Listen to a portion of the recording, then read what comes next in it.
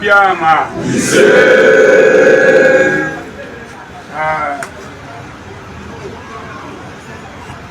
Konya gani hu. Obese kuna magonja hebo. Mana anyanga limi he kwesiri kwemere. Igbo kwen. Igbo kwen. Igbo kwen. Kwen. Question. Biafra kwen. Biafra kwen. Biafra kwen. Biafra kwen. Biafra question. Ka ebi oba anyị no keta. Onwende ha bụ ndị Igbo but na ama na afụ gene. Ha ma dị up to date. Ina anya ihu na Cross River, many of them are not having deep, but they have on the Guinea. So return. Baisa, River States, Ondo, Hatanko, all those areas I know which are getting we are more having again, but now I'm a hawk. Before they put on our people. So, yeah, maybe future Igbo kwen we put Biafra because I will not have for you Igbo. Have a prayer again. And this is the Kohen Daniel Onoha, the founder of Eastern Judaism and Peace of Yahweh Synagogue Shabbat. So we are here today to evangelize about the coming of Biafra and the freedom of Mazi Nnamdi Kanu. So this is the people, we are in grassroots mobilization to tell the people what is really happening and to also tell them the topic of today. Are they still doubting that whatever Mazi Nnamdi Kanu says is true, that Biafra must come, that we are going to sleep in Nigeria and wake up in Biafra? So this is a live video. As you are watching, please share this video, share it widely, share it for others to watch as well and listen this gospel of redemption of the restoration of Biafra project. Today is 5th June 2026, 5th July 2026. So we are here today to spread this gospel. Thank you as you are watching. Okay, Kachineke gozi ya ina ha chukwu bika bia. Tuyo koku na no amagonda ai ba no magonda ai before. Before I do anything, I get good opronye.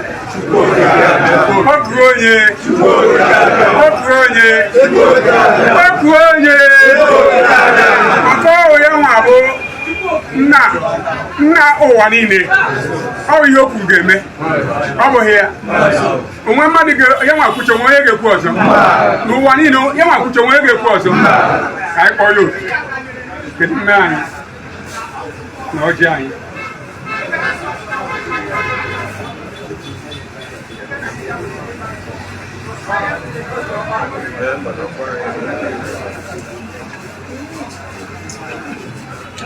today go try your idea.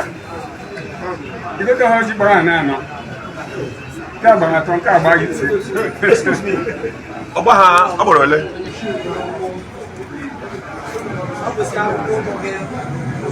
Kai we na ha chukwu okike Abiama. Aye pe na ha chukwu okike Abiama. Aye pe na ha chukwu okike Abiama. Aye pe na ha chukwu okike Abiama onye pụrụ ime ihe niile. Okike eluigwe kere ụwa onwe onye kere ya ọ dịwara gbogbo chike ndị Hibru anyị nwa bụ ụmụ Hibru ahụ nwere ndị ọzọ ihe niile na ebe a ha na-ebu Hibru ọ bụ ụmụ Abraham ndị kwere nkwanye ana isi Abraham na ị ga-enyere ya ana na ị ga-enye ụmụ ya and imecha mezuo ya inyere ụmụ ya a na-asị Chineke nara ekele mgbe ị na-asị Abraham bịa na ị ga-eme ya mma ịmama ihe na-ekwu uwe egwu ya si ya bịa nso na ịbịa nso ga-eme gịnị uwe ji n'ihe chọrọ gị bịawa and ka ọ bịara gị nso ọra gị iwe kwu ya nkwa onye amụtabeghị nwa na-aga 90 years na-aga 99 years iwe ka na-ekwesịkwa nkwa ike na ụmụ ya ga-adị ka kpakpando nke ụwa ndị be anyị omezu ka omezu ọ hụrụ iruchi iru ikpechi nkwa ị naghị ana azụ ị na-eguzo n'imezu nkwa gị anyị na-akpọba oku na mgbawa n'ihi na ọ bụ gị bụ onye anyị ga-akpọ oku nweghị onye ọzọ anyị na-asị gị nara ekene nara ekene nara ekene nara ekene n'aha Chukwu okike abịa anyị weliri ọjị a n'aha ana anyị ana abụ ana Biafra ana Biafra o ruru almost 11 states eji na abụ for years because of ngozi goziri anyị na because of na anyị manụpụrụ dị isi na ihe siri anyị mee anyị achọghị ime ya ewesizi anyị dobe anyị na-agbụ for almost 100 years eji anyị na-agbụ ụmụ anyị ga-agụcha akwụkwọ asịsị gụọ bụ onwe PhD ụfọdụ a ga-abụrụ keke bụrụ wheelbarrow na-ata ahụhụ onye gụrụ akwụkwọ to that extent Chineke ọ bụ agbụ ka ọ bụ mmadụ nọchi si na otu ruo oche oriji onwe ihe o riri ọ bụ agbụ ka ọ bụ ọtụtụ ahụhụ ka anyị nọ n'ime ya all this while onwe onye nzọpụta anyị nwere na-abụghị gị Chineke ihe anyị ji bịa ihe anyị ji nọrọ ebe a taa bụ ka ebere dịru anya ka imere anyị ebere imere anyị ebere imere anyị ebere imere anyị ebere n'aha gị dị nsọ Chukwu okike abịa chetakwa mmadụ ofu ikere eke na-abụ nwa ya mehie ya o were aka gị tie ihe gwa aka ekome gịnị wee kụziri ọbịa papa itie n'anya ihe otiti karịa ihe otiti ahụhụ anyị nọ ọ bụ ihe otiti karịa ihe otiti dọghachizi anyị azụ kụziere anyị ihe dọghachizi anyị azụ kụziere anyị ihe ịdọghachi anyị azụ kụziere anyị ihe anyị ga-amụta anyị ga-ama mere anyị ebere ọ bụ anyị anyị wee na-akpọgo oku Chineke ịhụ ndị ọjị anyị na-agbụ ana m echeta okwu ọnụ isi na ngozi na adịghị na-echeta okwu ọnụ esoro na ndị a jiri anyị na-agbụ na agwụ nke ha ga-emecha mee gịnị karịa nke anyị etu a ndị be anyị si ebe a na-ana ebe dị iche iche n'obodo oyibo ga-esi abụ ha na London akwa etu a ka ha ga-abịakasị abụ ha ma ọ dị ha mma ma ọ dị ha mma because okwu Chineke si n'eluigwe n'ụwa ga-agabiga nwere okwu ọnụ ya ga-eme gịnị okike abịa ma gị ka nwere ọjị a sị m ekwenu m anyị na okwu ọnụ m ga-agabiga okwu ọnụ ga-abịara emezu obodo Babilọn mgbe ha dọwara ndị nke mbụ na-agbụ ha amaghị na ha ga-emejọkọtasị abụọ ha ma emecha okwu ọnụ ga-emezuo ọ bụ na nke atọ gaghị emezu ọ ga-emezuriri n'eke n'oge n'afọ na nkwọ iji anyị na-agbụ ga-abịarụrị asị abụrụrị ha karịa anyị ahụhụ etu anyị nwe na-ataka ha n'aha Chukwu okike abịa anyị na-agbago oku na mgbawa Chineke pụrụ ime ihe niile wee na-asị gị nekwa oru gị nwoke ya ji kamgbe maazị Nnamdi Kanu maazị Nnamdi Okwu Kanu ha ji ya na-ajụ ndị Igbo onwe ihe unu ga-eme na-ajụ Biafra niile onwe ihe unu ga-eme onwe ihe unu ga-eme unu mee ka ahụ Chineke ọbụ anyị nwa ga-asa okwu ọ bụma ga-asara ya anyị anyị agaghị asị gị nwa ga-asara ya anyị ị ga-asara anyị na Eke karịa anyị n'Orie karịa anyị na Afọ na karịa anyị na Nkwọ ọ gbaghị anyị gharị na ụmụnne anyị sọ ụmụnne anyị kwa ndị anyị atụbeghị anya ndị anyị na-eche na anyị na ha sokwa na ndị echi maasị na m dị ka nna mana ka ha jide na ọ ga-adịrị ha na mma ndị ọrụ ọchịchịrị a ebe ha nọ na-arụ ana na-eme ihe ọjọọ a niile tie ụmụ mmadụ na-abụghị tie maazị na m dị ka anyị na-abụghị ha si ebe ọbụla ha nọ okike abịa makere n'igwe kere ụwa ọ ga-adịghị ha na mma ha ga-anwụchi ọnwụ ezinụlọ ha eje kpochapụ ndị mgbe e si n'Ijipt abata ndị niile mere ihe ọjọọ ha nyere anyị n'omiri ha ọ bụ asọsọ mmadụ abụọ bụ ndị rutere anyị nkwa Chineke kere n'igwe kere ụwa a sị m ndị a niile si na ọ gaghị adịrị anyị na mma ji maazị Nnamdi Kanu abụ jide ana Biafra n'afọ ọ gaghị adịtara ha na mma ezinụlọ ha ga-ekpochapụ ya ha ghara bribe ahụ wee nara ego wee sị ka anyị ghara ka anyị nọrọ n'ahụhụ ka maazị Nnamdi Kanu nwụọ ka a tụọ ya nga mkpụrụ ọka Chineke ha niile o ebe ọbụla ha nọ na ọnwụ ga-ezida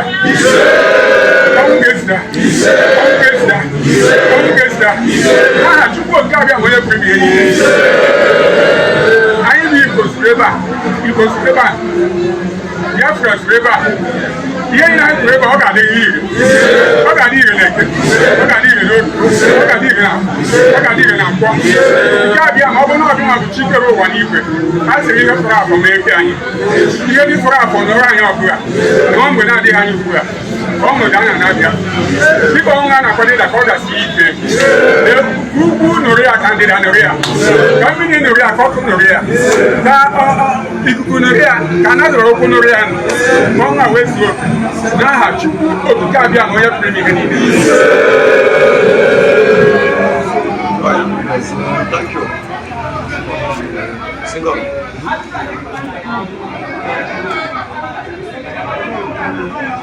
Ịgọrọ ya ga-ere anyị o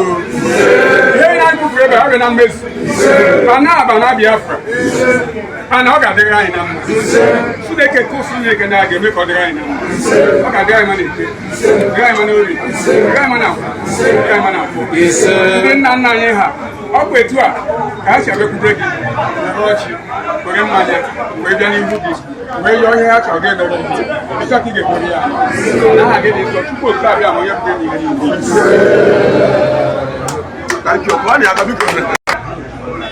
Anyị na-asị nke a bụ nkwụ ike ihe eji mara anyị ọ bụ mmanya a ji abịakwuta mmụọ kara aka bụ onye Chukwu okike abịa ọ bụ nkwụ a ka eji abịakwute ya a na-asị Chukwu okike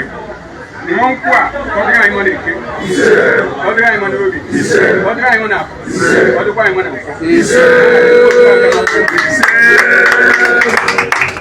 Nkwọ na ntị isiokwu m ji bi ebe a taa bụ anyị ka na-eme daut na Biafra agaghị abịa anyị ka na-ebe daut na ọbụrụ na m ka ka Chineke onwe eke na-esi nkụkọ na ya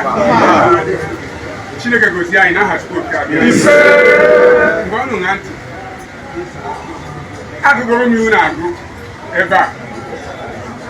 na akwụkwọ nsọ agụrụ m unu n'akwụkwọ Aịzaya 46 na Nnamdi Kanu bụ nnụnụ ahụ Chineke si n'ọwụwa anyanwụ ọkwa n'Igbo anyị wee si gị ya mba ọzọ o wee gaa na mba ọzọ ga mee gịnị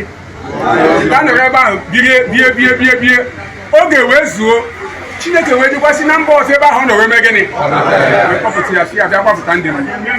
akwa ngobiri na-agụ ebe a anyị ga-agụ ya ọzọ toonu Chineke anyị na ka m mee ka unu ghọta ihe omimi dị n'okwu a Maazị Nnamdi Kanu ọ bụ onyinye dị oke egwu Chineke nyere ndị Igbo niile n'otu ndị Igbo nri but o nyere Afrịka niile because ị bịa na the whole Africa anyị niile bụ gịnị ofu ka anyị niile mere gịnị anyị niile bụ ụmụ Israel ha bụkwa na ndị a na-akpọ onwe ha ndị nkọdụ na-akpọ onwe ha Israel ọ bụ the whole Africa ndị maka ịbịa na Igbo anyị a kịta ọ bụ ọsọsọ ndị Igbo bi na ya ọmachi na be ebe anyị na ọsọsọ ndị Igbo tinye ya ndị ebe ihe ugwu ndị ugwu ha mere gịnị ndị Yoruba mekwa gịnị etu a ka ọ dị ịga n'Afrịka dị iche iche ụmụgasị ndị ọzọ binyere ha bịa but abịa to the whole truth the main Africa bigasị ebe niile ahụ ọ bụghị Afrịka ka anyị bụ akpọrọ anyị ndị isi ojii ọ bụ ndị ọcha bịara bụ anyị gịnị Afrịka ndị isi ojii ka anyị bụ and anyị nwa bụ ndị Chineke wepụtara n'ụwa n'ebidori tolu Chineke anyị Noah bụ onye isi ojii Abraham bụ onye isi ojii Isaac bụ onye isi ojii Jacob bụ onye isi ojii Gad mụrụ the whole Biafra land niile onye isi ojii ka o mere gịnị so automatically anyị niile bụ ndị isi ojii ka isi ojii ka ndị ọcha si were bata si n'aka nwunye Jacob bịara mụọ mmadụ abụọ o bụ mmadụ abụọ n'afọ ndị mmadụ abụọ bụ ndị siri ike ka ha bụ mba siri mkpe gịnị siri ezigbote ike mba siri ike ha abụọ wee na strọgụ onye ga-ebu ụzọ mee gịnị pụta then onye nke mbụ ụzọ pụta bụ Ịsọ bụ anyarị ndị Igbo na-akpụ ya gịnị ụmụ anyị na-akpọ anyarị onye chara ezigbote ọcha nke na-esi ya n'azụ pụtara na-adọ ka ọ bụrụ ya nwa ga-ebu ụzọ pụta bụ onye Jekọb Chineke gosiri n'ụmụaka akụkọ nke ọma so ime ha abụọ ọ bụ ha nwa bụ the strong nation e nwere na the whole world cardinal apart from ndị ugwu apart from ndị Abraham mụtara anyị si n'aka Ishmael so ọ bụ ha abụọ bụ ndị ọcha ahụ anyarị ahụ ya bụ ndị ọcha anyị na-eme gịnị ị na-anụ then Jacob mụrụ the whole isi ojii niile ka Chineke gozie anyị n'aha Chukwu nke abịa buru ya n'obi ka ọ na-aga n'akwara nụ na omenụ na ọbara nụ na Jacob ọ bụ ya nwa mụrụ anyị onweghị ọdọ mere gịnị ndị ọcha ekwesịghị ibute ya ozi ọma ọ bụ anyị nwa kwesịrị ibu ozi ọma mee gịnị bidoro ha mana ọ wụ na ha sara anyị isi wepụ eziokwu n'ime anyị were okwu ụra mee gịnị jiga anyị ka anyị ji kwere ebe ọ bụla hụrụ na na-ada gidigidi ọ gaghị adị etu a ma oge na-abịa orugo nso mgbe ọ ga-eme gịnị mgbe ọ ga-adịkwa etu a bikos na meenu ụmụ ha na ihe ọsọkwa n'ụzọ eziokwu ga-eme gịnị anaghị ezi ezo ihe bụ na aka ejighị onye eme gịnị eziokwu ga-apụta ihe and apụta ihe na so many places now tonu Chineke anyị so naanị anyị nwaji onwe anyị bikos achọghị m ka mkpu ogu ajụgo m ajụ kwesịrị ka m jụọ kedu ajụ m jụrụ ebe a m jụrụ sị anyị ka na-agbaghị ya agbaga na ọbụghị na Biafra agaghị abịa makwa na maazị agaghị apụta unu nwa wee kwekwa na unu kwere na o mere gịnị onye na-arụ ya bụ onye onwe ọdị na-arụ ya so anyị emerigo ka m gwa anyị etu ahụ na anyị emena gịnị anyị emerire na ndị mere o ji fi anya ahụ bụ ụmụnne anyị mere o ji wesi anya ahụ mana a sịrị meenu ma na mee na ọ ga-adịrị ha na mma Nnamdi Kanu tupu ọ pụọ ije ọ pụrụ o nwee okwu a gwara ndị DOS na ndị IPOB o nwekwa gwara ha sịrị I will not disappoint you but you are the one who will do what? Disappoint me. Onwe mere okwu akụ onwe and totality ihe o kwuru ọ nọ na ya ọ bụ anyị nwa na-eme gịnị DOS ya rịpụrụ anyị The expelled DOX. The expelled DOS ha mere gịnị ha rịpụrụ anyị I tell you the truth ha mechiri anyị ihu ha si onye Igbo gbanaghị ego gị mara na ndụ ya ga-eme gịnị mgbe m nọrọ nụ na DOS natara ego were nwanne ha bụ maazị Nnamdi Kanu ebegiri m akwa pụọ ya for complete 7 days na-ajụ Chineke sechi nwaanyị jikwete ka ọ dị etu ya ọ dịghị ọnụ mmanụ asị Chineke na ọ dịghị mma. Why nji jụọ ese ahụ hụ na mụnwa nwere hope kwenyere na ọ wee etu ọmụnwa dị ka onye ọbụla mere gịnị na anyị na-ege na-agwa onwe anyị gịnị mgbe Chinasa Nworu kwetara na enyere 2 billion pounds ka ọ gịnị kweta na enyere ego abụọ na ọ bụghị na Jackie ome gịnị not one of them maka akpata oyi isi wee mee gịnị gbuo m n'ahụ ndị cheta ka ụmụ Jacob si wee ree Joseph anya mmiri wee shi isi wee mee gịnị wee jụọ Chineke ezechi nwaanyị oge ji ada etu ya Chineke nọzikwa ya mana m na-ekene Chineke na ọ nọrọ anya ọgụ ya na mmeri bụzi nke anyị antịtị mgbe na-adịghị anya maazị na ndị ga-anaghị echebe ame gịnị unu ga-anụ ozi ihe ga-eme nwa mgbe na-adịghị anya ugbu a ọkụ onye na-anụrụ anya ọgụ a bụ onye ndị a ha rịpụrụ ụmụnne anyị arịpụrụ anyị XDOS ha rịpụrụ anyị totality ha rịpụrụ anyị anaghị egori ihe ibi ka nakwa ego ọzọ ka ha jee gbuo ya na be na prison ya mana onye goro ahịa na ọ ga-agara Chineke kere n'igwe kee ụwa onye na-agbanwebeghị na-agaghị agbanwe ha mekwenu ma ana m enu eziokwu ga-eme gịnị a sịrị m Chineke ọ bụrụ na mụ nwa kwụ ebe a kịta na-akwụ n'okwu a na m nwere obi ọjọọ ọzọ na m nwere ihe ọbụla m ga-eme ka m ree nwanne m Chineke biko mee ka m nwụọ ugbu a bifọ ma na-eche echiche dị etu ahụ n'ụwa ọbụ na agụrụ m anyị niile kwesịrị ịdị faithful ka enwee kenye anyị ana anụ nke ka nke bụ ịgwa eziokwu onwe ha anyị kwesịrị ime ekelekwa m unu na anyị niile ezukọta ebe a ọ bụrụ na anyị niile na-abịa anyị jikọta aka ọnụ chọrọ Chineke aja Chineke ahụ igwe mmadụ na ebe a na-achụrụ ya aja ka m gwa eziokwu ihe aka emego gịnị ihe aka emego since ọ bụghị ihe ọgụ a na-abụghị ofu onye